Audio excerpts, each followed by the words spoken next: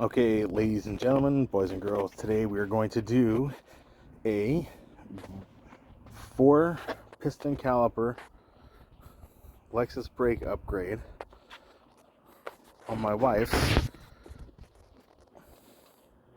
IS250. Now, we'll probably clean my wheels too, since I told her if I put them on that she had to keep them clean, and they are not.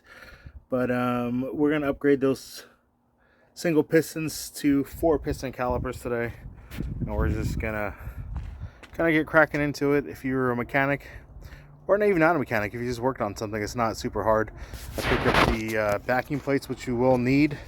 I've heard you can cut them, but I'm not gonna do that. Looks like somebody damaged that one, so we'll see how that one goes. Looks like they dropped it on the backing plate when they took the wheels off the car, because it had aftermarket wheels in the picture. I got the notification this morning at 6:15 in the morning that there was a car for sale. A car at the pick apart, and they're selling parts on it. Bought the directional rotors for it. This is just surface rust, should come off pretty easy. First brake. I bought the pads with it. I checked the pads out. They don't look too terrible, but I don't have to buy pads. And then I bought the bolts as well. And then we'll do this. Hopefully it's super easy. Shouldn't take too long. Probably guessing maybe 20 minutes aside. So here we go. And just a little bit about this car. It's my wife's IS. It is a 6-speed manual, and those are Nissan 350Z1 Rays Engineering forged wheels. They are light. They're like 18 pounds a piece. She really likes them. Go back over here. It's got a custom kit all the way around, dual magnaflow exhaust. It's a very nice car. Interior's redone. It's dirty because it's, a million years old, but don't mind that. I pulled that out of the glove box. But custom interior. It's got redone seats, interior's redone, everything like that. Sticky dash like they all have. Nothing performance wise other than that. That's it. She just drives it like any Lexus should be. You just drive it point A to point B. It's got like 220,000 miles on it. I expect it to go forever. I did those center caps because I wasn't going to put Nissan center caps in, and it looks like they're fading. But this is literally just paint and a sticker that I made and printed up. So the first thing we're going to do is remove these 17mm bolts. We're going to obviously take this whole assembly off, and then we're going to put it back on and see if it fits behind the wheel. I know it should fit behind those wheels since those are factory. We'll see how it fits behind the other one. And yes, there is hub-centric ring adapters to make them work. So it fits a lot like factory. Alright, now all 4 bolts are out. Now when you take this off, there will be a wheel ABS sensor behind it that you're going to have to take off very carefully. Hopefully it's not broken, or the clips don't break because they're super old. And then, well, we're almost there. As I say, it's not a very, very hard process. It's not even that time consuming. So this is the backing plate. You can tell this one's pretty mangled. I'll have to fix that one too, but I fixed this one the best I could.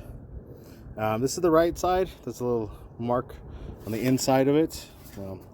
Inside where the vehicle goes. It'll say right or left.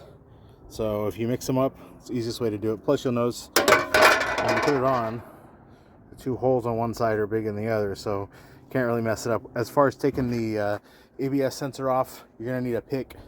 Otherwise, I don't know how you're going to get it off, but you have to pick the inside out, and also you're going to have to undo that line there to give yourself a little more room to get it out. Now just clean it up a little bit, and then we'll stick it all back together and see if it works, hopefully.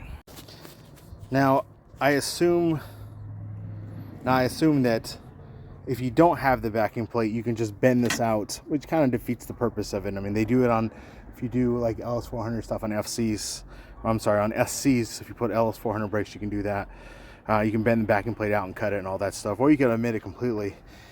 Here's a size difference on the rotors. They're not quite exactly, but you can see they're quite a significant difference, and they're better. And you'll notice they go from just standard to directional vane, which helps with the cooling left and right. Now, these are the rotors that came off the other car. They're slotted, they're drilled. That's why I bought them. Plus, I didn't have to buy new rotors, so it works out well. There's your directions, non-directional, directional.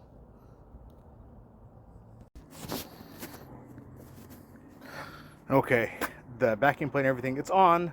The ABS is not hooked up. I don't want to hook up the ABS just to fight it if it doesn't work. It's only one clip. It takes 2 seconds to plug it in, but a little more to take it out. If you don't know what side it goes on, it tells you there. You can also know, because of this is a bleeder. The bleeder is on the top. Always a bleeder on the top. Found a guy today. He was complaining about his brakes not working, and lo and behold, he installed the left and right backwards because he needed new rear brakes. So on top. I bought them with the pads. The pads didn't look in bad condition. We'll clean them up next time, but right now it's just going to go on. And in the middle of all this is the stool that I bought from Harbor Freight. Was in the back of my Suzuki for, just for when you go off-roading or something, you want to sit down. I had it less than a year, snapped in half. Definitely don't buy it. Now for some proper seating. And this can even go that way, or it could be even lower. Now, for the sake of mounting the caliper easier, I did take the pads out. They're not hard to do. And everything's in there snug. It's not like 100%. I will be taking everything off. This is just to make sure the wheel fits on there. I'll put the hub-centric ring on, and then put the wheel on, tighten it down, give it a little spin, see if it works. Obviously, I'm not gonna keep it on there if it doesn't work. I'm not shaving the wheels down, but we'll see. All right, great success. It does fit. Plenty of clearance there, as you can see, which means if you have G35, G37, 350Z wheels, it probably will fit. So at this point, if I had just done the other side, I would be done. Or if I had kept the brakes in and done all that stuff, but I gotta make sure it works. So now everybody knows it works. You can just do it and not have to worry about doing it twice or 3 times, since I gotta do the other side now. A couple more things. I didn't know if this was going to be the same, so I took the brake hose off the other one, and it does appear to be the same all that. So I'll take this one off. I think it's I'll tell you what it is. It's either 12 or 14, and then pop that off, pop it on the new one. I'll take this off first so it slides right in, and then right here. Then you should be good to go. And the final product, total time for one side, not including cleanup or bleeding, was under 20 minutes. Easiest upgrade you can do.